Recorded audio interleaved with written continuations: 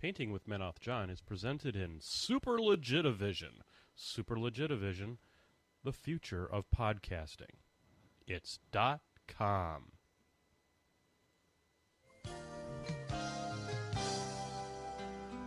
Hello, I'm Menoth John. and I'd like to welcome you. First of all, let me take just a moment to thank you for allowing me back into your homes. If this is your first time with us, let me extend a personal invitation for you to drag out your miniatures and paint along with us each week. Let's go over to the canvas here and let's get started. I believe, every day's a good day when you paint. I believe, it'll bring a lot of good thoughts to your heart. I believe, every day's a good day when you paint. I believe, it'll bring a lot of good thoughts to your heart. Let's build a happy little cloud. Let's build some happy little trees. There are no limits here. Start out by believing here. You can almost paint with anything.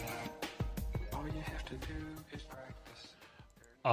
Good evening, ladies and gentlemen. It is Sunday night, and that means that those dulcet tones that you just heard from the amazing Bob Ross indicates that we are on the air. Welcome, ladies and gentlemen. This is the Painting with Menoth John show. I am your host. I am the man that is going to help bring the next 90 minutes of fun and frivolity to you, the Brushhead listeners. I am Menoth John. Ladies and gentlemen, along with me, as you will see, tucked up in the... See, I did the damn thing with the camera again. Up in the upper right-hand corner, I think it would be, I'm having to point left in order to make that work, directions, is the co-host with the host, the mighty right hand of the podcast, the wind beneath my wings, Mr. John Spencer. Heyo. Oh, my God, we are here again, and that means that it is Sunday night, John. Yes, it is. I'm going to boost your levels a little bit just to help, Okey-dokey. just to bring up the dulcet tones just a little bit higher. And we have made it to Sunday. John, for those of you who are wondering, what the hell are you doing on at this time of the night? It is because there's a little show called Game of Thrones. A little show. And we know that it is a bad idea to compete against the Game of Thrones. We have literally watched our listeners go from like 30 to 6 in some cases. So rather than try to compete with the death of Jon Snow or the delicious Daenerys Targaryen, we will go and we will slide this thing forward a mighty 30 minutes for the next few weeks until the Games of Thrones are over with, which is usually, what, like 6 or 7 weeks? Yeah, I think the HBO episodes go like 6 to 8 episodes or so. Could that show be more of a cock tease? No, it'd be hard. It'd have to Man, be like Sherlock, like BBC Sherlock, where it's like a 3-episode season and then years before your next one. exactly. It's a travesty. But, we're here. We've got a very exciting show tonight. We have with us tonight, we have the War Rooms. We are going to be talking about the all-new version of the War Rooms. And I was lucky enough by being a constant pest to the Moose machines. And I got a beta key. And I went ahead and got that all hooked in. So we'll be taking our first look at the new War Room here on the show. And kind of giving you our thoughts, as well as walking you through some of the major new differences with this version versus the last one. It'll be super sweet. I have to tell you, John, I've moved things around a little bit here on the podcasting rig. So I now have Skype directly on the monitor in front of me, so I'm like actually looking at you. And then I have What? the control panel over here on the side so that I can, and it's completely playing all living hell with my muscle memory. Fair enough. Jesus. So I get to see you in a little bit of past since I'm watching the stream. Oh, jeez. Well, I am the president for life of War Machine and Horde, so I exist not only in the present and the past, but also the future. I'm like Haley, except old and grizzly and male. So on Fair that and note, I'm totally fair and balanced. So, ladies and gentlemen, on behalf of John Spencer and myself, this one's to you, especially all the new folks there in the chat room. Hey, Ron. Ron. Honestly, is it possible to podcast without rum? Possible, but not ideal by any stretch. I don't recommend it. I do not recommend it. We spend for those of you who are not regulars to the show, we spend a good solid 30 minutes trying to make sure that this show isn't a disaster. It's called the pre-ramble, and it happens for the 30 minutes that happen before the extravaganza kicks off. And if you are a patron of this show and are willing to help kind of support us and keep the lights on and keep all the awesomeness happening here, you'll get that as an audio podcast. Were you aware of that, John? I was aware of that, actually. Absolutely. But John, did you know that you're also going to get the somewhat infrequent co-host corner with that as well? It's a, honestly, if you're going to be a patron, you have to hang on at the edge. We'll sell you the whole seat, but you're only going to need the edge because it could come out at any time. And we are very excited about that. So speaking of patronage, down here at in the corner, you will see www.patreon.com/menothjohn. That's where you can go to sign up. And at the $1 level, you will get a nice warm feeling. But at the $2 level, you will get a sticker that has the famous Brushhead logo on it. And at the $5 level, you will get this really slick mask, which is also a bottle opener. And you'll notice that it has the crony inner circle. Because the key thing to keep in mind here is that unlike the normal political parties, we are very upfront about the fact, and that's the Senior Pro Tour, that's very limited edition. We're very upfront about the fact that with cash gets you access. So if you are a crony of the show, you get to name what department of War Machine and Hordes you would like to command. We have the Minister of Great Times. We have all kinds of different ministers. The Minister of Cheesecakes. The Minister of Cheesecakes. Yeah, yep, exactly. And so, and you get access. Mark III's coming around the corner, and we can neither confirm nor deny the cronies had a say in what some of those new rules are going to be. So we can neither confirm nor deny that. So it's a mask, it's a bottle opener, it's a self-defense mechanism, so you can crack people in the knuckles. That's right. They call it a knuckle cracker. So there you go. And so $5 level gets you the bottle opener.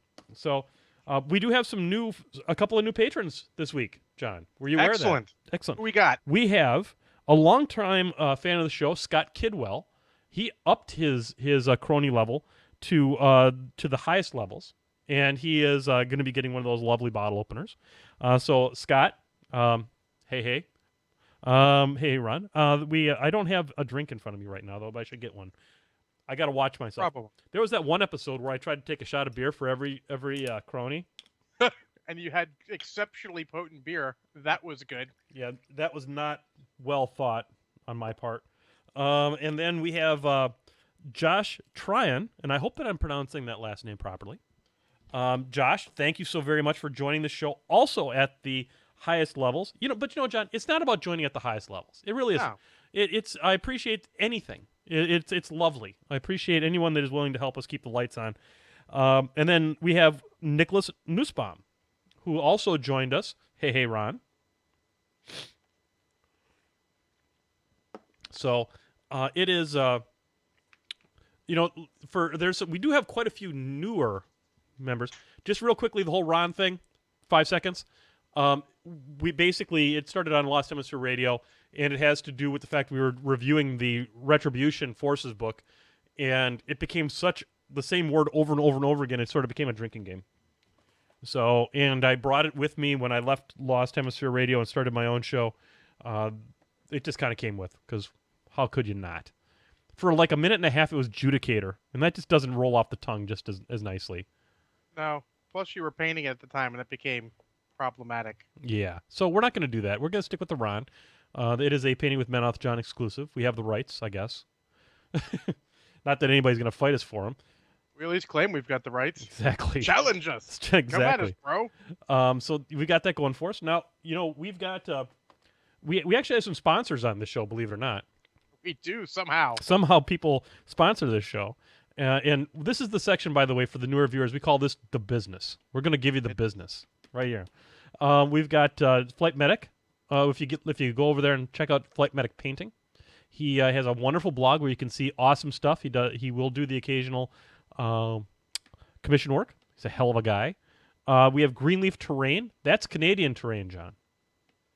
So if It you is Canadian terrain. if you want maple scented terrain for your table, you can get a hold of Adam at greenleafterrain.com, and he will make all of the terrain while thinking about moose, or he will there will be thought waves imbued into the terrain about moose, I'm sure, and it'll be metric too.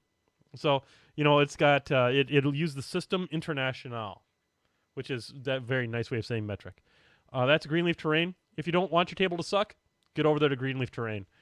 Then, of course, we have KR Multicase. I live in Wisconsin. John, were you aware of that? I was aware of that, actually. Okay, well, one of the things that we're most proud of in Wisconsin is our dairy products. We have a lot of cows. We have a lot of dairy, and one of the things that comes with the dairy is that you have the butter. And much like Wisconsin, KR Multicase is like butter. It's like putting your models in butter, because they are on a roll over there at KR Multicase. The blue foam is something that will never be denied. You can put a model in there, and you will literally hear the model. If you put your ear really close to it, it'll go just like that.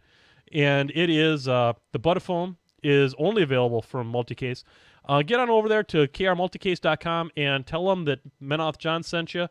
And no, this is not the pre-ramble. This is the shameless promotion part of the podcast, Trolton Heston.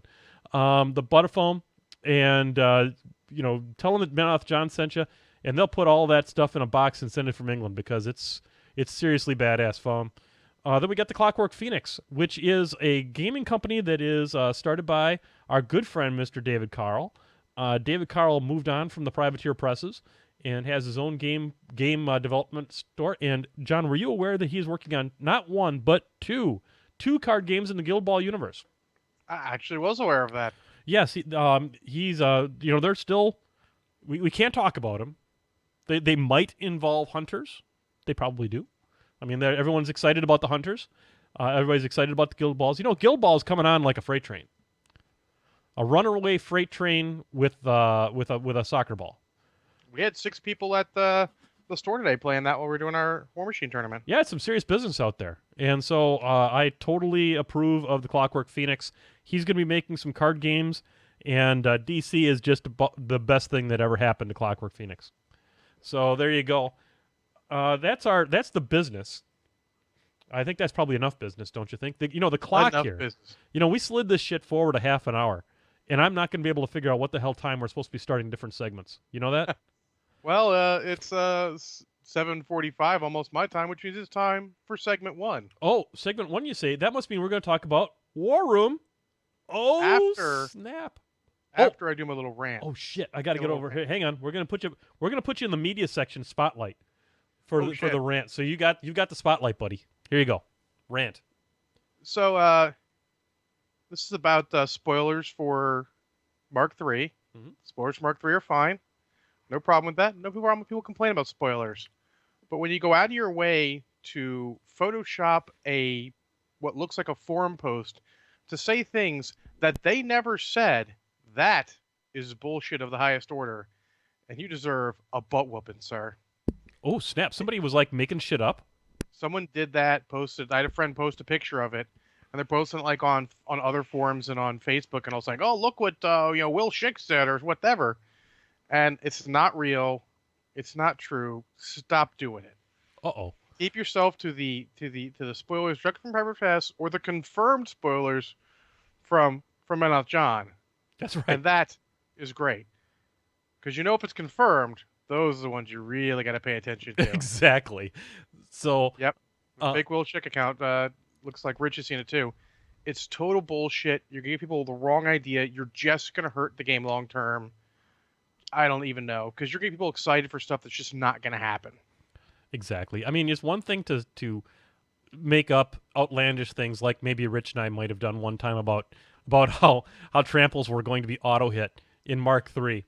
Well, that was confirmed. Someone knew that was confirmed. That's right. Brushheads know. They watch the show.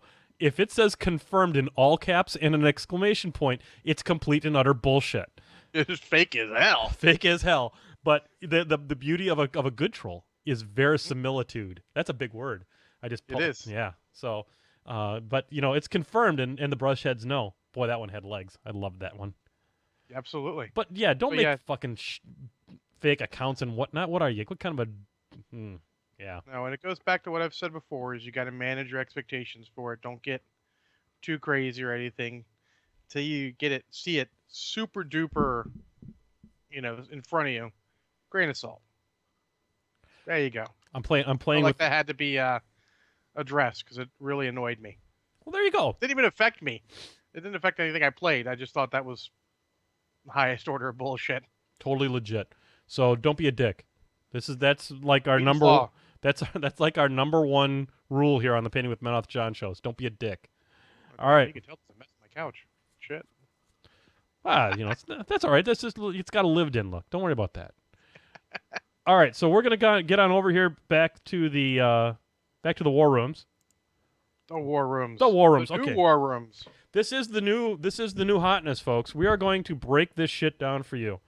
So the Southern Ontario Open happened last week, and in case you didn't see it, the boys over at Moose Machine did an amazing job on the coverage. They are awesome. If you want to follow them, they are at twitch.tv/PG_semi-automagic. And maybe you can put a little thingy in the chat room there. Guys, subscribe to these fellas. They are amazing. And they run a show on Wednesday nights called This Death Clock Has 60 Minutes. It is the second best variety talk show in the War Machine and Hordes community, if I might say so myself. They might say that I'm the second best, and they would be right to say that. So they are truly awesome, and they did a great job doing the coverage. But they gave out some beta keys, and I was lucky enough to win one. And I got into the trial this week, and I got a hold of Lane over at Tinkerhouse Games, and asked him for permission to show this off tonight, and he was good enough to let us do that. So I want to go through a few things, kind of right off the get-go. First off, if you remember the old War Room, the backgrounds were not customizable. So if you didn't like Legion and Khador, you were Khador. kind of stuck. But in this edition, you can change that, and you have a number of different backgrounds that you can choose from. You got some circles, you got some convergence. Aurora's pretty hot. She probably could deserve to be on there. You've got these two clowns. You got some cock all up ins. You've got devastation. So you got a little bit of a guy swinging that Chromac guy that stole a troll axe, bastard. We've got all kinds of different things. So you can customize that, and I like that. That's a little tip of making it towards whoever it is that you like. And the Protectorate ones is very attractive as well. You got the Hand doing his thing, and you got Anson Durst doing his thing. So can't argue with that. So we have some new icons that we need to deal with as well. And I think probably the best way to walk through this is to use the help function. The help function on the new War Room is actually pretty useful. So the help function, once again, is the old question mark down here on the corner. We're going to hit that. And it'll walk you through. Welcome to the new War Room. And this is not as super legit as I'd hoped it would be to help you read it. So but these are the different icons that you see at the bottom of the table. Okay, so you've got a quick card search feature, which will allow you to search on individual abilities. So let's say you want to look at all the weapon masters. It will actually do a sort and search by just that. Or you now have a collection button, and the collection button lets you log what models you own and which ones are painted and all that kind of good stuff. And then you've got a reference library to search up any of the rules for War Machine. So I like the fact that they gave it War Machine in 2 words. So there you go. So those are the ones that are along the bottom here. Also, you have the options, the gears down here. It allows you to set font sizes. So if you're challenged with some, maybe your eyes aren't so good anymore, like you're old like me, or whatnot, you've got that going for you. You can also set the backgrounds. We already talked about that. Super legit. Totally love that functionality. And then there's the bug, and that is where you can. I will use this number 2 pencil with a pink tip eraser. I'm just going to give them the tip on this one, John. And there you go. So you got the bug icon to report bugs. And then you have this help screen as well. Now, you've still got your menu button right here, so you can log in and do all that kind of stuff. Just works exactly the same way as the old one. And there you have it. So that's what's on the front page. So let's take a look at some of these different things in detail. So let's bring up the, that was the, let's see here. Which one did I hit? I hit the cards one here. Okay. So you can enter in a search term. Hang on here. I'm not a total expert on this yet, by the way. It saves your old searches up over here on the side. So you can do Weapon Master.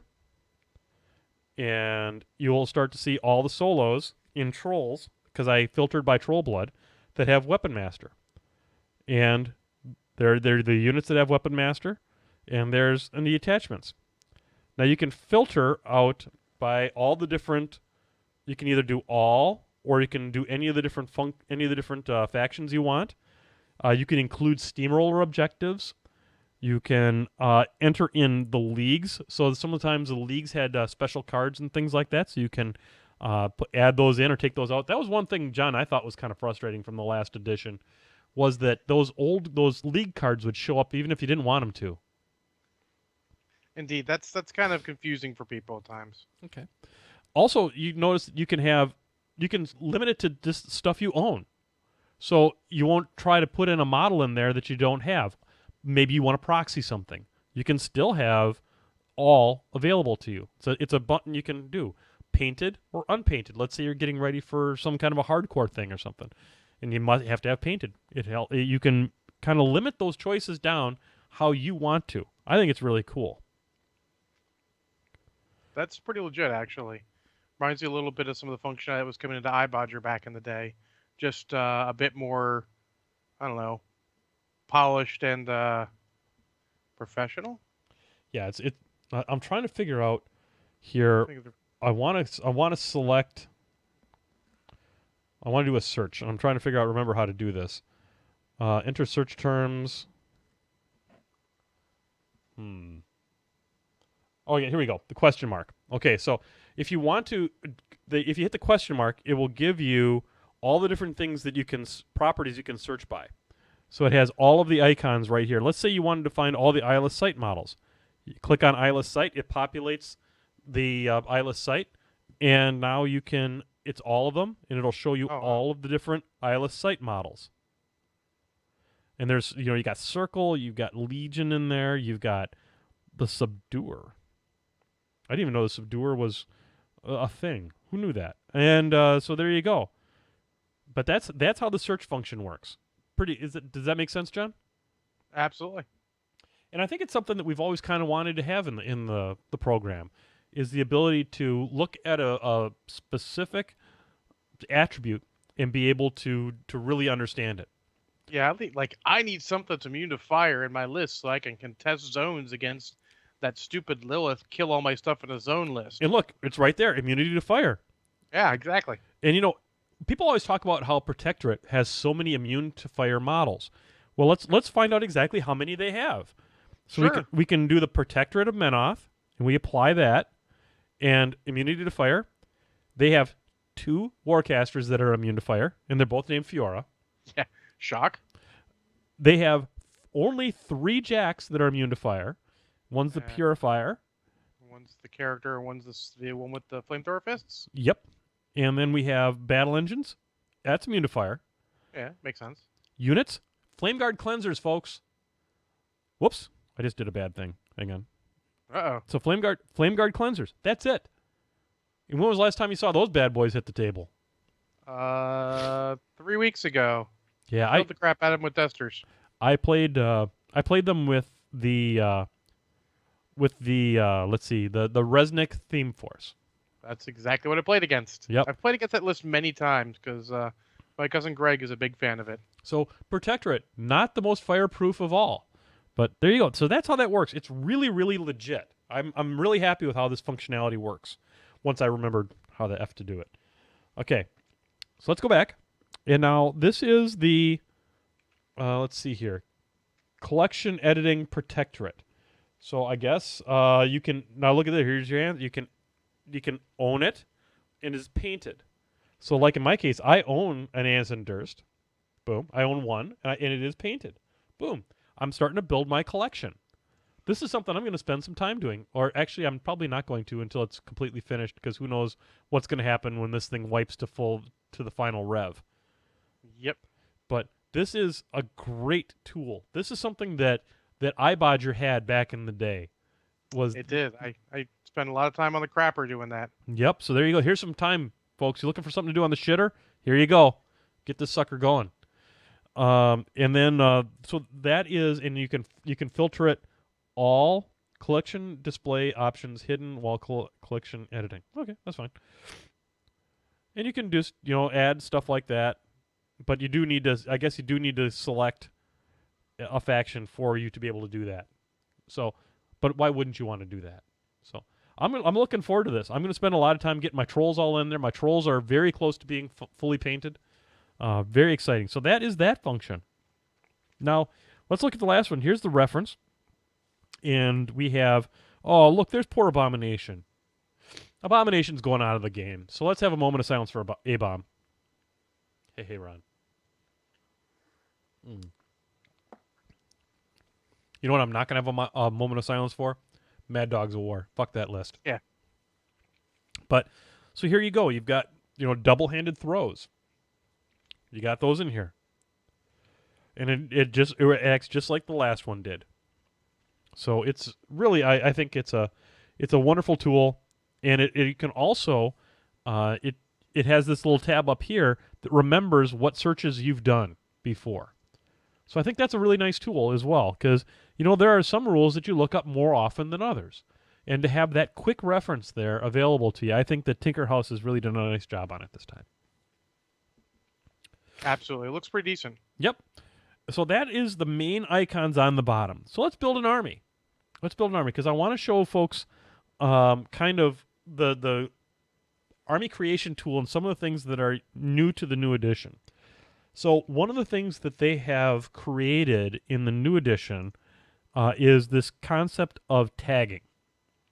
And so lists now, you can sort them just like you always used to by most recent, army name, high to low, low to high for points and stuff like that. But you've also got tags that you can look at as well. And you'll notice up here, Madrak 2 theme. It lists the theme, how many points it is, and then you have the ability to edit a tag. So let's say in this case, it's a little hard to see on this one. This one says Lock and Load Masters, because this is a list that I'm considering bringing for my Masters list at Lock and Load. And you create those tags over here on the side. You enter the new tag name. So let me take a look. Let me back up here for a second. This is Company of Iron. So this is my list for the Company of Iron platoons. So it's my Dawnguard Sire, my Aspis, my Ghost Sniper, and my House Shield Battle Mages. Let's talk a little bit about some of the differences and what's showing up over here on the side. Notice that it lists your speed, strength, mat, rat, defense, arm, command right there. So you've always got that information available to you. That's really, really helpful.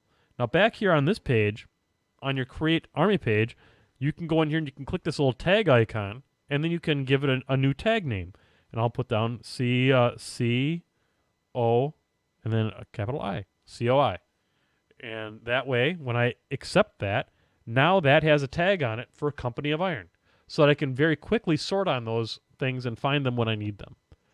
And likewise, you can erase those tags as well. So if you've got, you're going to a tournament and you want to find something very quickly in all your lists, boom, it's right there. I think that's a nice function. Yeah, it's very cool. It makes it easier to look through. Some of those people I've seen have these lists upon lists in their war room, and I'm like, how do you find anything? Because I delete old lists. Yeah, I got a spreadsheet for that shit. I actually I've always kept a lot of my lists, so I'm one of those guys that has a ton of lists, and I was always getting confused between what list I should be playing. So this will help quite a lot in that respect. Cool? Yeah. So I'm going to create an army because I want to show a little bit of how multi-wound models differ in this game than in this version of War Machine than what you saw in the past. So let's go ahead and let's make a Protectorate of Menoth list. and we're going to make. This is the old Fiora Firebomb list. Whoops. Fiora to Firebomb. Oops, not 4. Typing is hard. All right, so it's 50 points, and we're not going to click. We've got all these different kind of buttons that we can press down here. Limit it to owned, painted, use reinforcements. So they're going to have the ability to use reinforcements in the new section. Mm-hmm. Holy crap! Sarah Jane Chu has entered the building. Welcome, SJC. Didn't realize we were on early. Yep. So there we go. Then we have specialist steamroller rules. It's all beautiful. We're going to create that. And then this is all going to look very, very similar to the old days. So our Warcasters, we're going to pick our Warcaster, Fiora 2. And what goes back best with a Fiora 2 than a Judicator? Now, given the fact that everybody gets free focus these days, I think that she needs the Hand of Judgment also. Fair enough. Do they have the theme list still in this version? Yes, they do. So they do have the theme. You can come up here to the theme, and it's got the Mark II themes still in it. Cool. So those will obviously be rewritten in Mark III. We already know that that the theme lists are changing quite significantly in Mark III. I'm just thrilled that Sarah Jane Chu has shown up to watch the show. That's super. She's popped in to say "Hey bitches" and then leave. Oh God, but it's still awesome. Then what we're going to do is we're going to add some units. I'm going to put in a unit of bastions. And then I'm going to put in some, let's see, there's Flame Guard. Let's see, what do we have here? Temple Flame Guard. And we're going to put a UA on that one. And it's all very similar. You know, you got the paper clip over here to add that guy. And then you tab back. Then we're going to put some of those Holy Zealots, because they're pretty good. And we're going to put them in there with the Monolith Bear because you have to. It's a rule. And so we're at 46 out of 50. Means we can put 4 more points in here. And nothing says lovin' like a little Ion and Holt. And that's a list.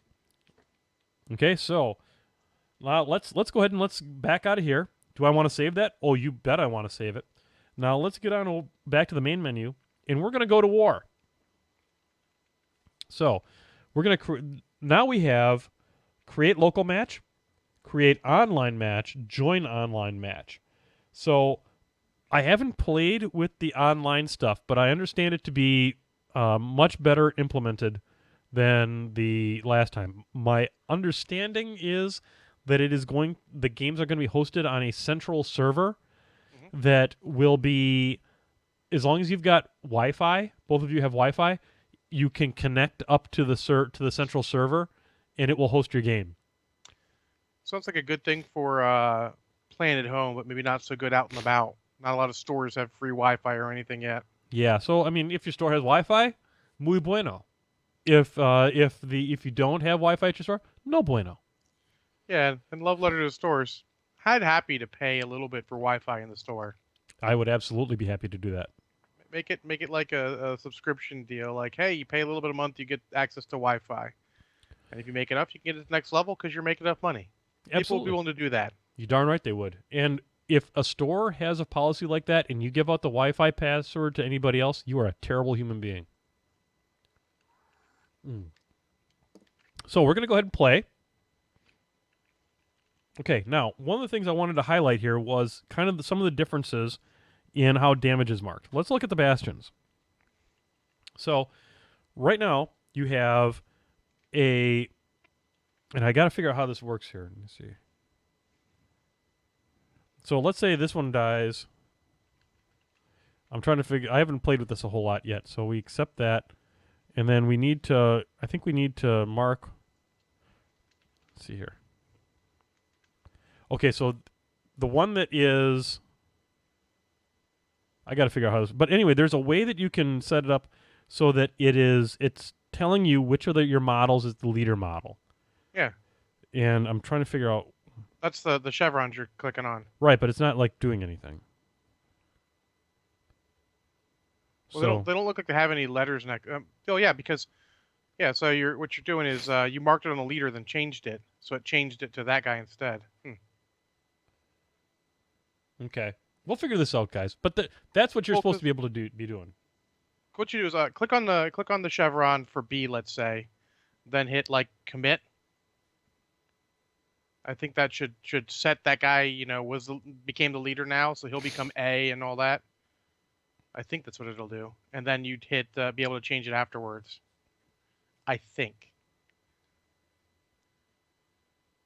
Okay, so Yeah, I've seen it work.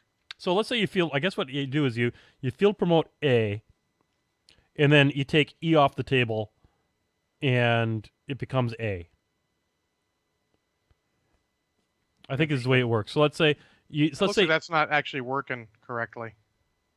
it's not working correctly. It doesn't look like it is. Okay. But I don't know.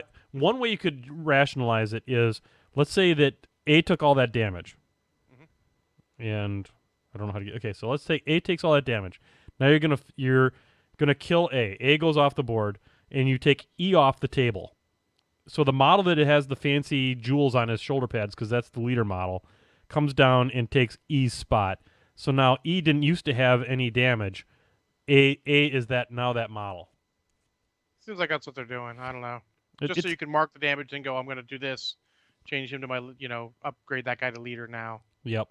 So Yeah, seems like it's kind of working. I have to play around with it when it comes in. I think there might be a little bit of, it may not be totally intuitive at this point, but I think it'll make sense later on. So there you go. So that's how that handles. Now you've got let's take a look at the Judicator. And let's mark some damage on that bad boy. So now you've got both of your left and right sides displayed at the same time. And let's say you're taking some damage. So you've got column 4, and then you've got the spin knob, which I think is pretty sweet. You've got, and it works really good. It's the touch on it is perfect. And then you commit it, and boom, you got it. What I like is the plus and minus too. Yep. So if you can't, when your finger's having that caffeine thing and you can't get it to go exactly where you want it, Yep. you can plus and minus. You can get it up there, and then you can minus it back a little bit if you have to. So, cool. And you can also, once again, as you always used to be able to do, the boxes are big enough now that your fingers can actually work with it. Can it go down below 0? Let's see. Looks like no. Looks No. like you have to actually manually touch it to repair it or heal it. Yep. Or you Yeah. have to commit, I guess, maybe. Yeah. Anyway, so it's reasonable. I think it works pretty good. Hey, Brett Painter. Super legit to see you around here. Speaking of playing Guild Ball at the store today. Yeah, we got 42 people watching this damn show. Can you believe it? Holy moly. Yeah. So that's how the Jack stuff works. Over here we've got, on this side, we've got all your stats that you ever wanted to have over here. And then let's press Lady on and Holt. You've got your magic abilities right here. And then you've got all the other stuff over here. It's really, really good. Fiora, here's all her stuff. And then she's got her feet way down at the bottom, which is super legit and totally sweet. Yeah, it's easier to work with than the other one, and you don't have to keep going into the card and swapping through the back and all that. You can, wish I could use it on Mark II. You still can use this on Mark II because it absolutely works. It has all the cards for Mark II in it. So I'm really, really excited about this. Really, really love it. Like I said, I haven't played with the online matches. Hopefully we can get something like that going there. But that's the major part of it, John. Is there any functionality that I've missed? I don't think so. That's pretty much all that PG Bowie used when we played our last game when he was using it. It did, to give it a fair shake, it did actually crash in the middle, but it did recover properly. Oh, good. It didn't lose all the damage and stuff like that? No, it did recover properly, so that was good. So, Tin Man, when is this going to be coming out? From what I've heard, John, and please confirm if you've heard something different, I think this is going to be available on launch day of Mark III. I think that's their goal. I don't know if that's actually going to happen. Okay. They haven't. There hasn't been any widespread, remark on when it's going to come out that I've heard of. Yeah. It's still in beta testing, beta. And this is an open beta, from what I've come to understand from Travis, who is one of the Infernals, and he put a link up on the Milwaukee War Machine group, and I'll put a link to the open beta onto the Painting with Menoth John site as well, in case any of you want to watch it. The tablet that I'm using this on is a standard iPad. It's not one of the great huge iPads, and it's not one of the small ones either. It's the normal sized one. I think this was the first iPad Air, is what I have. You've had it for a while. I've had it for quite some time. I think it's an iPad Air. I might be wrong. Belinda's is an iPad Air. This one's older, but it works perfect. I mean, it's not the big huge iPad Pro. It just works. I love it. It's a great piece of software. So there's been a lot of controversy that we're going to have to buy the cards again. And I can understand people not wanting to spend money. It's a thing. Money is a thing. Yeah, but I would ask each and every one of you to realize the fact that we are about to embark on a new version of this game. I got War Room when it first came out, which is going on 3 years ago, John? Yeah, at least. And I got the $60. And without, I have not had to purchase a book since War Room came out. I get all the stats on release day. They're up to date. There have been a lot of complaints on the old War Room that, oh my God, they got this wrong or they got this right and all that kind of stuff. Well, it always gets sorted out pretty quickly. I think Tinker House has done a nice job. $60. So a lot of you out there are also video gamers. That's the cost of a single AAA video game, $60. Mm-hmm. And I'm getting I got four. Someone is saying here that War Room came out in 2012. That's really? 4 years I've gotten of this program for $60. And I cannot imagine the number of hours I've spent dojoing lists and using it in the game store and doing all kinds of stuff. Guys, $60 for a tool of this quality is well worth the price, in my opinion. Mm-hmm. And you know what? Those guys don't work for free. They're software developers. They got to feed their frickin' families too, guys. And it's unlike that jackass that wrote that article about how software developers should oh my God, I read that slave wages and bullshit like that. That guy can die in a fire, and I don't say that on a regular basis. That guy's just as bad as that shithead that jacked up the AIDS drugs, as far as I'm concerned. He's a terrible human being. So.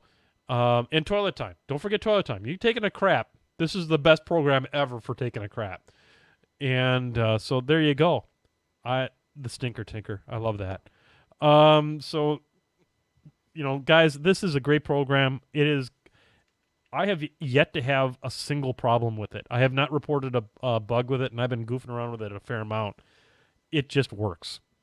So when it comes out, get on out there, and I'm going to give it 0 shots of Kraken. Excellent. That's pretty legit. Yep. For those of you who are wondering what 0 shots of Kraken is, we have a lot of new viewers tonight. We're at 40 somehow. That's pretty amazing. The shots of Kraken scale is how many shots of Kraken does it take you to find something tolerable? In other words, how fucked up do you have to get in order for something to be okay? And we will use it very soon when we talk about movies and things like that. But this is a 0 shots of Kraken. The more shots of Kraken, obviously, the worse something is. To date, the definitive 5 shots of Kraken is the movie Turkish Star Wars, despite my love of that movie. And John's general disdain. Just because it's 5 shots of Kraken doesn't mean you can't love it for what it is. Exactly. And what it is amazing. Anyway, so this is War Room. And we're going to go ahead and we're going to kick this up here back to the regular cam. There we go. So, I think at this point, John, the best thing we could do is probably launch into some questions. Sure. Give me 1 second. I was sending an email about my old War Room not working on my iPod. Oh, there you go. And they'll say, it's legit. Wait a little bit. Hit the button, it goes to PP screen, then it gives me a middle finger and crashes back. So yeah, it's no great secret that the first War Room had its problems.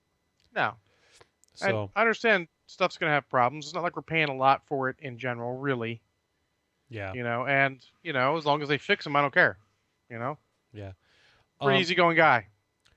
Days ZX.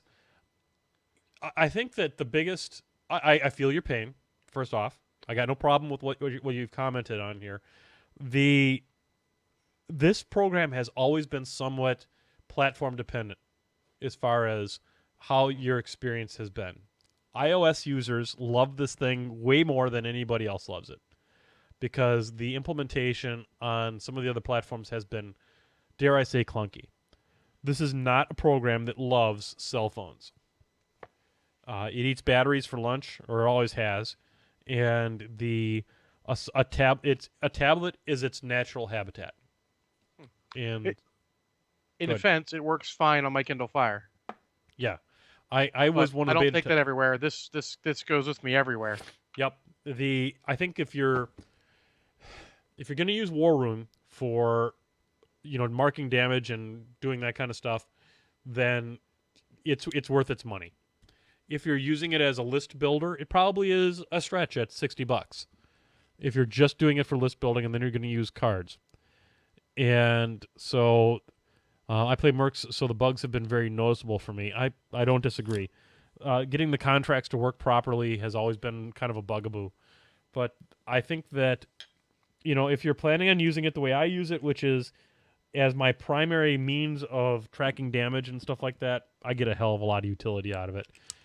And the iPad versions have always been the strongest. Yeah, it's enough to make me want to buy an iPad, but we'll see. Yeah, we'll see.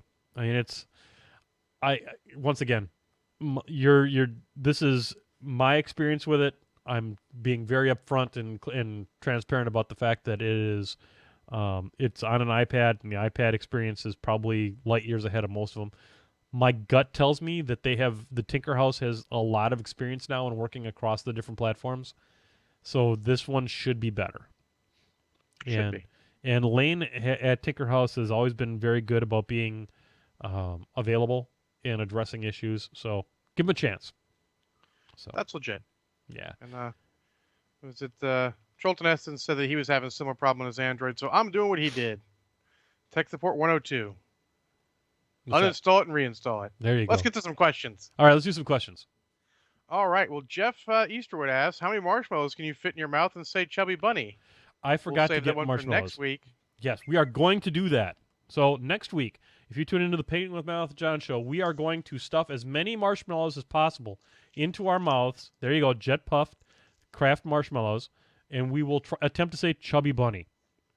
So when I walked out of the grocery store with that and 2 bottles of water, so I go to the tournament, she looked at me kind of weird at the register. Well, there you go. I just said, don't ask. It's better that way. There you go. So there you go, folks. We will be attempting to answer that question next week. I would have, but, life got very busy today, so it just didn't happen. It just so happens that Games and Stuff is in the same shopping center as a Giant. So Nice. there you go.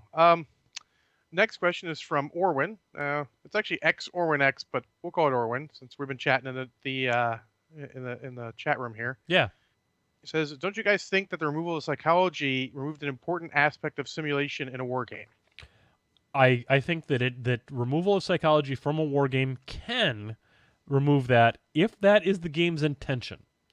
And I think that what you've seen here is Privateer has stated very clearly that this is not a simulation. This is a bunch of magic robots and wild animals beating the piss out of each other on a 4x4 table.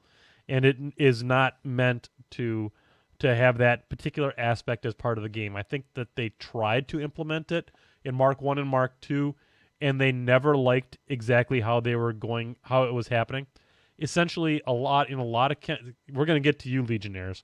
I think that in the implementations that they had, a single die roll could essentially decide the game almost. Because if you have large units break at the wrong time, game over. Good job. Yeah. Now, to your point, Legionnaires, bolt action does it best. I think they've got the best psychology system in the business right now, and that also bleeds over to Gates of Antares. Mhm. And because Gates of Antares is bolt action in space. Bolt action in space. Space. So the in that one you have pinning tests, and that pinning test just lowers your effectiveness to the point where you become completely ineffective if you get pinned too much. That's a good psychology system. They chose in this particular version not to go there. So there you go. I think that is what. Any thoughts on that one, John? I agree 100%. He's got another question we'll hit later, but yeah, I mean, if they want to go for simulation, it's good. And actually, I like a little bit of psychology in there, but as it stands right now, it's too extreme. Agreed.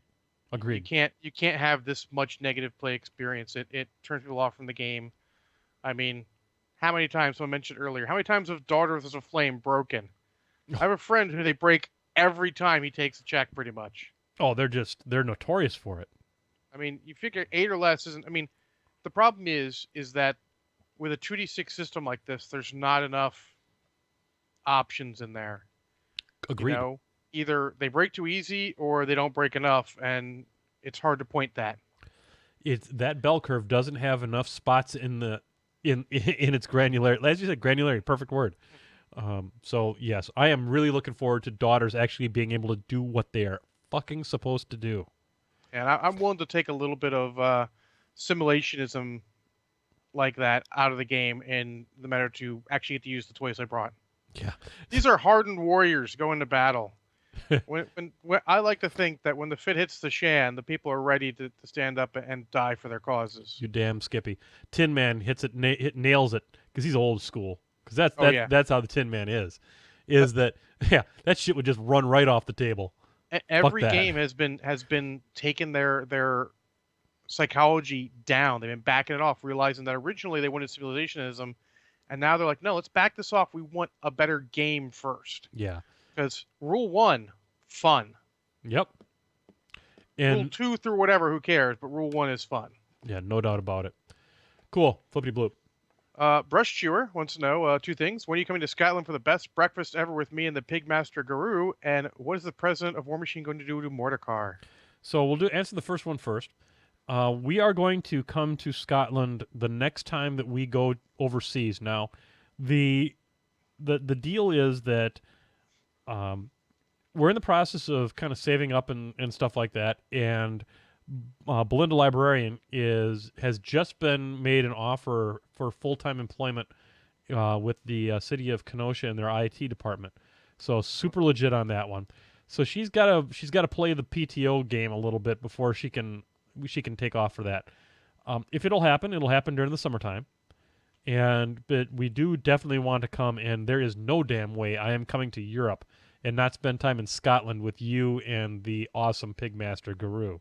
As for Mordecai, I think that we're the best thing we can do is have all those immortals have lots and lots of souls, and we've already had the flag tipped in that direction. So Mordecai, that Void Seer kind of guy, is going to enjoy those extra souls. So I did that one especially for you, Sarah Jane. We love you here at the administrative offices. It's not quite the White House; it's more of the Tan House. And Well played. And we did that one for you. And as for pigs, we let you have some gators. So we did that for the Pigmeister as well. Boom, flippity bloop. All right. Gonzo Irrational asks, if you crush a grit, is it a squish grit or does it make more grits? If you squish a grit, you're on your way to flour. I'm just going to put that out there. You're probably, first off, you're going to hit cone. You're going to go from the grit to the cone. And then from the cone, you're going to go to the flour. And so that's as you're milling them to finer and finer amounts. See, the Gonzo Irrational knows my history of flour milling. And therefore, he was asking he didn't think I was going to go there. But, a squished grit, it's kind of a cone. Boom. Suck it, Gonzo. His second question is, shit. when you have to burp and fart at the same time, which one do you let go first? I think you got to let go of the burp first. And I want to hear your opinion on this one too, John. I think you have to let go of the burp first Because you have to gauge the fart to make sure it's not a shart. Because if you shart your pants, that's no goddamn good at all. John, thoughts? I like to go with the fart first, and then distract people with the belch and try and make it as long as obnoxious as possible. You know, you've got some logic on that one because you could just say that was just a particularly smelly burp, which is more socially acceptable than ripping ass. Oh, depends what you've eaten recently, honestly. Oh my God! I'll tell you In what. both ways. I Both ways. It matters. Belinda Librarian and I and my son Chuck were out to dinner, and I let one loose that cleared the car. Literally, they got out of the car. The car smelled bad the next day, but there was I didn't shit my pants. My highlight is I cleared the back room at the original games and stuff. Nice, well done. It was a big back room. I cleared both sets of D&D players out. I was like, ugh. Now I gotta leave because holy shit. Yeah, everybody in my car failed their morale test. I just got to put that out there. It was not a Mark III car. They fleed. Anyway, so. All right. Well, Broken Cogs asks very quietly, will the Mark III robot forms keep their level of salt, or were they leveled up to ultimate salt? I don't. I think they're already there. Oof. I don't even know how to address the forums. I go in there and I instantly go blind. It's just terrible. I've mostly been hanging out in two sections of the forums. The mercenary section, relatively positive. I would call those probably the most level-headed. And the minion side of the forums, which are downright cheerful and positive. Well, crap, they got the Blind Walker, which I call the worst war beast in the game. They're like, that's cool, let's make it work. Yeah, that's Holy good. Shit. That's good. You can't argue with that. You can't argue with that. It's legit. Okay, well, let's see. Invariably, okay, hang on. Let's address D White 87 right now. Oh yeah, I was about to throw that one in. Yeah, let's read it for the chat people. Chat room's always before old ones. Chat room rocks. By the way, we have the best chat room in the goddamn business, John. Absolutely. We're at 42 All right, people. So DWhite87 says, whenever PP releases a spoiler, invariably some people will be disappointed. I'm an optimist, but I can't stand when other optimists berate and abuse those who express anything negative.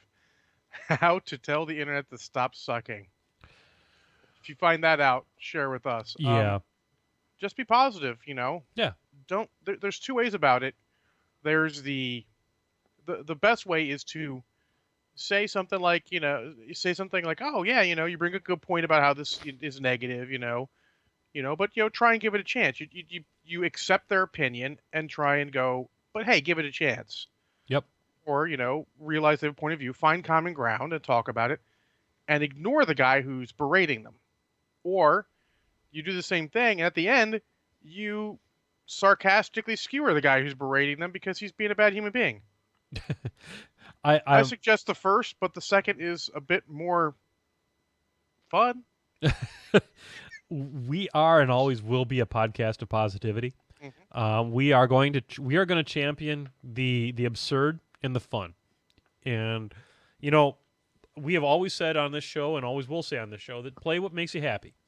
Mm-hmm. And so far in Trolls at least, only one thing has ever failed to make me even remotely happy, and they're called sluggers. And the sluggers are in the those gotta go bag. I have a bag of models that is labeled that shit's gotta go. And so when I purchased my Trolls, which were purchased as 2 lots, I somehow got two units of sluggers. And they are not counted in the because 100%. Everyone buys sluggers because they want them to be good. Right. And then they get them and like, I can make them good. And then you realize I can make them mediocre in the best possible circumstances. Yep. So we are the podcast of positivity. We are always going to be the podcast of positivity. And Dirty Cricks player, I would take the V8 Interceptor. I would also take the V8 Interceptor. That is the car. You read the Fury Road graphic novel? I have not read it completely yet. I'm not going to spoil the end, but let's just say I retract one of my problems with Mad Max Fury Road and upgrade it to a half shot of Kraken. Oh, nice. Well, fantastic. Because of that. Okay, I'm going to read. You know what? I was like, hats off. I accept your explanation. It fits. It's good. I'm in. We have upgraded the movie. Outstanding. So there we go. I will finish that graphic novel in the next couple of days, and then we'll discuss it and stuff, and I'll see if I. Well, I'm sure we're in the same place. There you go. Next question. Next question, Scott Hebel. Is there a game you've never played but wish you had, electronic or tabletop? I have never played 40K. Do you wish you had? I actually wish I have. And let me Back tell in you the day, it was some good shit. Let me tell you why. Is that I feel that 40K does cinematic probably better than anybody.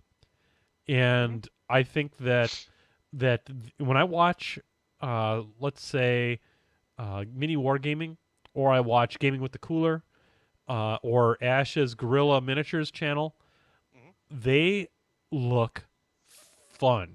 They look the way they do it. Now I realize that 40K, the way it happens in so many other metas or what have you, when it becomes like competitive, is probably no fun at all.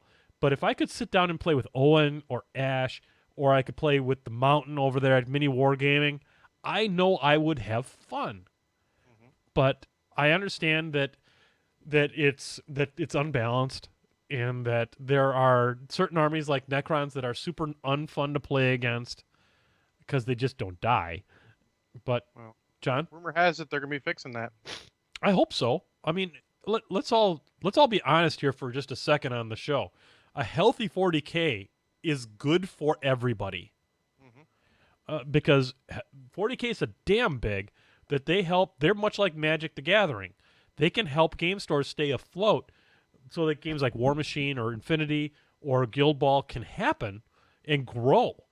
And if 40K is diseased, that's no good. That's no bueno for anybody. Yeah, if Games Workshop folded and disappeared, Bad it would be times. bad. Bad times. We would all have to probably do our best to support our stores in that case. But plus, look at 40K players as they're just potential War Machine players in the future. Yeah. I mean, I don't want to say it negatively, but Games Workshop is likely to do something that they don't agree with, because that's sort of Games Workshop's thing. Yep.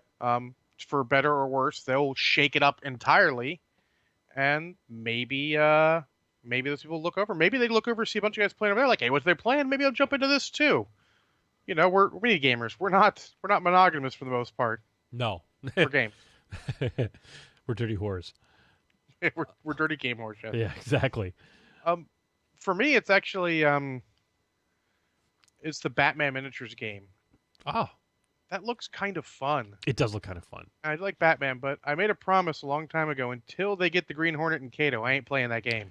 So Night Miniatures. And they're not going to get the Green Hornet and Kato. But if they do, I'm in. So Night 100%. Miniatures broke my heart, John. I need that rocket. You will get that rocket. All right. I don't know what the hell's going on with them, but screw them. I know where I can get a rocket, and you've got one, so I'm going to take that one off your Absolutely. hands. The guy I was going to give it to was like, that's kind of cool. He didn't seem too excited. So I'm like, I'm going to give it to someone else. And Yep. It's all good. Going to paint that sucker up right here on the show. So I'm actually looking forward to look at the rules for that game. I've heard some good things. yeah, it looks easy. Former PG Hendy Badger, remember him? Yeah. He still has his blog. He's apparently big into that game and all night game stuff. So I've been reading his stuff. Very cool. It looks very cool. It looks super fun. It looks very easy. The other thing I picked up when I was at Adepticon was a rule set I got it for free. There's like dude walking around with a cart full of free shit, and one of it was a zombie game. I've got enough zombie shit back here in the back wall to choke a horse. So I think I'm going to use some of those miniatures for that zombie survival game. We'll queue that shit up and give it a try. Yeah, sounds cool. Yeah. Legionnaires wants to know, do you have a website, YouTube channel, podcast, or reviews Guild Ball teams you can recommend? Honestly, I don't. There's a lot of burgeoning ones. I don't know that if Jay is still doing his Guild Ball one over at Chain Attack. I think anything that Jay does is going to be pretty high quality.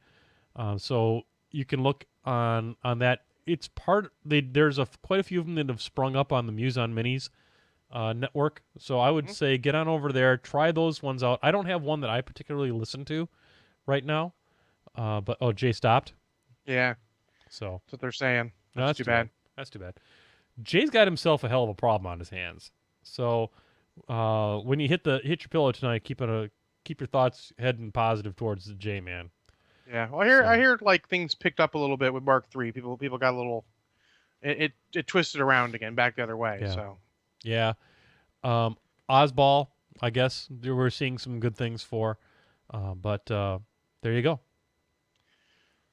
I'm going to do a double lock and load one. Yeah, that's cool. Because I saw one down here, and there's one in the What just chat popped up in the chat room? Yeah. John Snodgrass says this is his first time lock and load attendee and visited the Yay. Seattle area. Yay! I can see John again. That's awesome. That's cool. What are some things I should know? And then in the chat room, ARock71 says, "What are your plans at lock and load?" Okay. I figure those are kind of related. So, my plans for any con are not to try to do too much, and especially when you're talking about Seattle, because Seattle is it is my favorite large city in the United States. It is beautiful. It's got a great climate, and there's a lot of cool things to see. So, I would encourage you, Mr. Snodgrass, to take probably one day and get down to Seattle Center and see the Space Needle and the Experience Music Project and Sci-Fi Museum and see all that kind of good stuff. Maybe pop your head into the Science Museum and see that too if that's kind of your thing. There's also a permanent Chihuly exhibit down there. Pike Market is awfully super cool. The cool kids are going to be on the party bus heading towards the Starbucks Reserve Roastery and Tasting Room, where I will be giving the kind of tour that only the startup director for that facility can give. So I helped start that place up, so I will be talking about coffee, pointing at roasters, telling you how everything works together and all that kind of good crap. Plus, the coffee there is not bad. It's actually pretty fucking amazing. So that will be going on at some point in time. I will be there with the Beer Machine crew. Rich, Adam, and JP and I are sharing a room at the Hampton Inn Suites in Bellevue, which is about 2.5 blocks to that. How do I get on that? I don't know what. Go to Lock and Load first off, Brett. If you're going to Lock and Load, yeah. So there you go. He'll hook you up. Yeah, don't worry about it, Brett. If you're going. Then let's see. But that's what I'm going to be playing in. I'm signed up for Masters, and other than that, I'm going to play Iron Arena and hang out with the Beer Machine guys and all that kind of stuff. But we're planning on absconding the bus from the hotel and just loading as many people in as we can and going to the roastery. Boom. Oh shit, Super Brett's sweet. going. That's amazing. So you've got a seat on the party bus, Brett. Don't worry about it. Excellent. All right. Let's see here. Real quick, Dan Skiba wants to know your first experience with Malort. Oh, that shit's terrible. Malort's garbage. Hot fucking garbage. If you're from Chicago and you like Malort, you're a terrible person. So Zombie Dude gave me this crap. He referred to it as it's booze. It's hipster booze. Oh, hipster booze is the worst. This stuff is the worst shit I have ever put in my mouth. And I've put some terrible shit in my mouth over the years. Like Miller Lite. Yeah. Sorry, I had to. Like MGD. MGD, boom. Yeah, so it's fucking horrible. It doesn't taste good at all, and it puts the aftertaste. So it starts off as mildly annoying alcohol that turns until Satan takes a dump in your mouth about 5 seconds later. Aftertaste is the worst thing you can have in any alcohol. And it hangs. You've got to not. Like even the most bitter alcohol, you can usually deal with as long as the aftertaste isn't horrific. Oh, it's Kovnick Scott. It's terrible. It's just fucking horrible. It's like reliving my first marriage. It's a fucking nightmare. Damn. It's like a fucking nightmare. So there you go. And yes, talking about Seattle should make you swoon. If I could afford to live there, I would. So there you go. Because I got a job in the area, as it turns out. All right. So one last one to clean us out since we're getting Yeah. close to that time. It was from Orwin again. He says, which do you guys find to be better experience? An abstract and balanced war game like chess or a very unbalanced rules cookie game that's great at simulating what's going on in the battlefield? I think I would rather poke my eyes out with hot pokers than play chess. I do not like chess. I would rather play a completely unbalanced war game, like some kind of like a Civil War game or something like that, where going into it that it's not balanced, Mhm. but you know at least you can see how you did versus history. So in that respect, I think I'd rather have that. What do you think, John? My opinion is somewhere in the middle, but I don't like chess because chess is very close to being solved. There was a good podcast that they recommended from Serlin on games. The Muse guys recommended when we were talking about Mark III and all. And the problem with chess that they mentioned there is that it's close to being solved. There are right and wrong moves to make at almost every level of the game, and it's not. I don't want to say this. This is going to sound wrong, but I'll say it the way I'm thinking it. There's not skill in chess. There is learning in chess. I'm not saying that people just don't have skills. It's not about skills. It's about knowing what gambit to take at what step of the game based on what your opponent did. Yeah. There's a finite number of moves you can make in chess. So theoretically, you could put a computer on it and it could solve every chess move. Yeah, they've done that. Exactly. So while it's a good game to teach thinking and all, and I think younger kids are better to learn it then, it's flawed at the higher levels because of that, and I don't want a game that has no chance, you know? Yeah. My 12-year-old loves the shit out of chess. He was playing chess as a class in middle school. It teaches you critical thinking. Yeah. It teaches you, it's a good for kids, but when you get to our level, we don't want to, that's not what we're looking for in a game. No. Because honestly, you play chess or you play Go or something. I would go the other end to the simulation of Civil War, whatever you were talking about, rather than the chess end. Yeah. But at the end of the day, I want a game that has an element of randomness. Mhm. We're told all these stories of guys fighting through what they mathematically or however you think about it should not have been able to. Yep. The 300 Spartan and it wasn't just 300 Spartans, but that story of the Battle of Thermopylae, then all those last stands, Yeah. the Alamo, all that stuff. You want to hear that. That's what we want. It's escapism. Sergeant Rock was a real person that did stupid shit and enrolled a critical success. Look, Audie Murphy is the best example. Audie Murphy's tale was so outlandish they had to scale it back for his movie because people wouldn't believe it, even though it's what really happened. Right. So we want some of that. So there you go. Yeah. Boom. And now we're on to the media section. Media section. We Which got some means- good stuff here, I think. Which means I get to switch over to the special media section, putting Mr. John in the spotlight as I am wont to do. I love this part. Figuring out how to do these special little effects and stuff like that is the best part of doing this show. We're at 42 people still. This is amazing, legit. John. That's what happens when we don't let Game of Thrones get in the way. Maybe we need to be a half hour earlier all the time. We'll see. We'll see. We'll see. All right. What do you got for us this so- week, buddy? I only watched one movie this week, aside from a lot of YouTube and such, and that's Mr. and Mrs. Smith, Hmm? which is Angelina Jolie and Brad Pitt. Indeed. They're I'm going to spoil it. It's old, and honestly, it's not like you ever have any ounce of mystery as to whether or not they're both secret agents. They're both secret agents, and they're both were looking for. It shows that they were in Colombia at the same time, and the police were all looking for someone who's running around and a tourist alone. So they just pretend that they're together, and then they have a little fling, and it becomes marriage for cover and maybe more. Boom.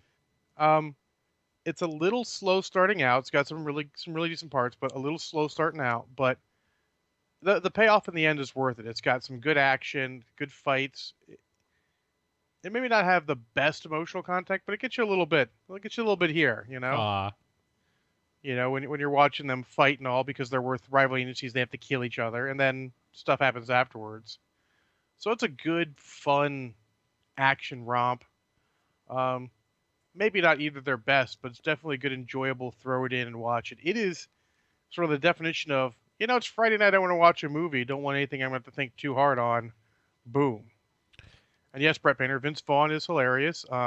It's just a very well done movie. It's not exceptional in really any one area. Just very well done all over. Brad Pitt's great. Angelina Jolie's great. Pretty much everyone who's in it in the cast does a good job. Super sweet. You know, I have not watched that movie, and I look forward to turning that on. So Belinda Librarian and I will have to tune that one in for a movie time. Yeah, it's absolutely one you can watch with her. I'm gonna give it one shot of Kraken. Nice. It's good. A little slow in the beginning. The shot of Kraken help you get through that, but then when it ramps up, it ramps up. Nice. So do I get to talk about Thunderbirds Are Go now? Oh, hit it up. Holy shit, am I fucking ecstatic about this. Okay, ladies and gentlemen, I am a child of the 70s. So I was born in 1968, which is 1,000 years ago for some of you who are listening to this. And there was, back in those times, there was a series of shows on television by a guy by the name of Gary Anderson. And he did, some of these shows are Thunderbirds, the original Thunderbirds. We had Supercar. We had Stingray.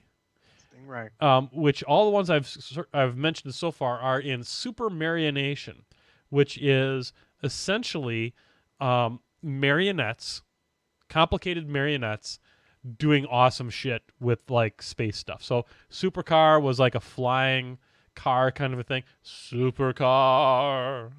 And it was a great theme. And then we had Stingray, which was this thing. There's like a submarine type of a thing, and then Thunderbirds was featured International Rescue, which was an independent group of brothers led by their father, the Tracy family, who lived on a special island, and they were constantly monitoring danger throughout the world and were ready to assist when needed. They were true heroes. They didn't get paid for any of this shit.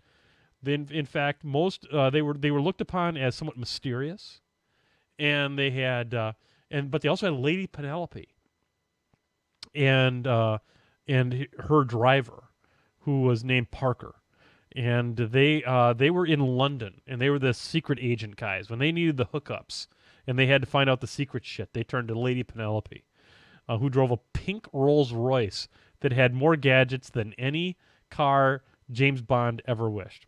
Okay, so this was in the 60s. Gary Anderson also went on to doing other shows like Space 1999, which was my jam also when I was growing up, with Martin Landau and Barbara Bain, and took place when the moon, which was being used to house nuclear waste and things like that, had an explosion, blew them out of orbit. Somehow they survived. Super awesome, whatever. But it was amazing. So I forgot Brains, their engineer. Sorry, Tin Man.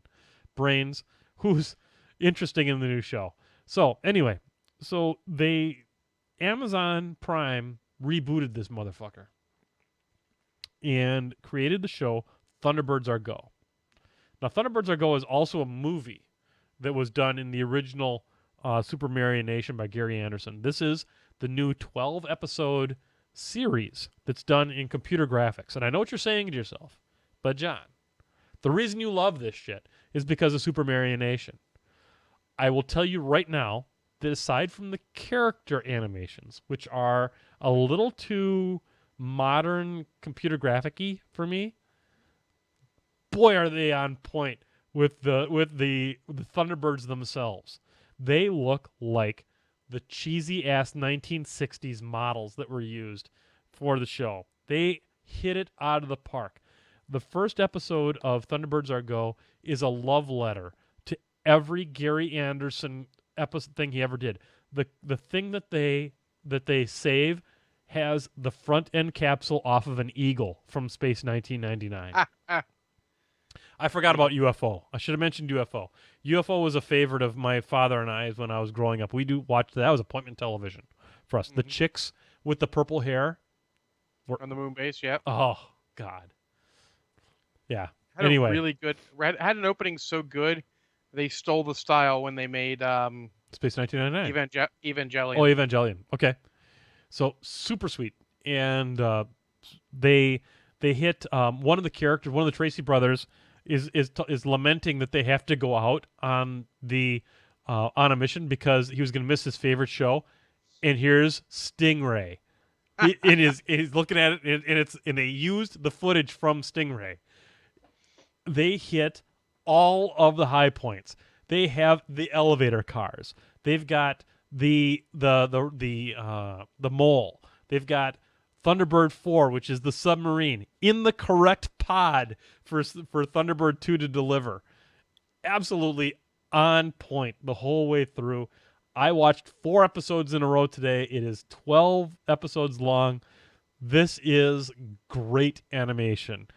And you can still see the original Thunderbird episodes. They're out there too, and I highly recommend them too. Some notable changes. Engineer Brains is now Indian, which I thought was very interesting. And he has he kept his stutter, which was something from the original, and but he's Indian as well. Lady Penelope is much more modern looking. But she's just as badass, and Parker is now known as the Gray Ninja, which I thought was amazing. Parker is just as cool as he's ever been, and super amazing. So just really excited about Thunderbirds Are Go. Looking forward to the next 4 or 5 episodes I haven't watched yet. And nice of you to make it, Dracos Dragoon. Glad you could make it. I'm going to give Thunderbirds Are Go 0 shots of crack. I am Legit. so happy. They could have fucked this up 8 ways to Sunday, and they did none. Because Belinda Librarian would vouch for me. At first I was looking at, oh no, computer graphics, really? And then we watched an episode, and I was ecstatic. On point the whole time. Boom. That's the most important part, is being on point. Yep. So, John, I think we should actually end this episode early tonight. I wanted to talk about one more thing. Shit! Then talk. Magnificent Seven trailer. Boom. Go watch it. Good Lord. Talk about on point. So far, it looks like it's good. It's less full remake, more homage. I like that all the bad guys aren't Mexicans. That's good, because nowadays that's kind of wrong. Yeah, that's and racist. very wrong. But looks good. They got an Indian as one of the guys. They've got a Korean guy who I think is probably playing a Chinese guy based in the Old West. But Denzel Washington. How are you not going to watch a movie with Denzel Washington? He'll be good. It's Western, and they do a very good in the trailer out there. They do a very good remake of House of the Rising Sun. Apparently, it's by a band called Heavy Young Heathens. Okay. Check that out. Also, it's very interesting. Cool. Well, that sounds very encouraging. I'm looking forward to that. I've always been a fan of the Magnificent Seven. I think my it's second favorite version of that movie. Yeah, exactly. That story. Yep. Are you Samurai are you being the best? Not Battle Beyond the Stars. That's number 3. I'm sorry. No, you got to. I mean, you got to give the tip I of do the love hat it too, to Seven Samurai. I mean, that was such an influential movie. And definitely look forward to me reviewing all 3 of those movies again. Even though we've done Battle Beyond the Stars, we can't do that one enough because it is still a favorite. Super legit movie. I mean, it truly defines super legit and totally sweet.